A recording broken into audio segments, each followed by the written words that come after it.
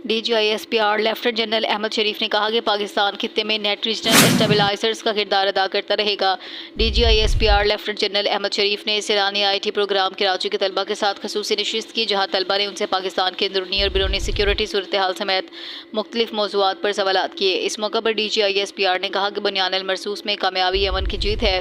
पाकिस्तान ने हमेशा अमन को जंग पर फोकियत दी है। आप लोगों ने मालूमात की जंग में पाकिस्तान के हर वलदस्ते का किरदार अदा किया।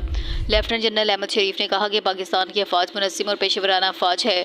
पाक फौज आइन के तहत और रियासती अहकामात के मुताबिक फ़राइज़ बखूबी सर अंजाम दे रही है, जबकि पाकिस्तान खित्ते में नेट रीजनल स्टेबलाइजर्स का किरदार अदा करता रहेगा। इस मौके पर तलबा ने कहा कि पाक फौज हमारी पहचान है, हम आवाम ही उनकी असल ताकत है। वतन की हिफाजत के लिए हर कुर्बानी देने के लिए तैयार है, चाहे हमें किसी भी महाज पर पाक फौज का साथ देना पड़े।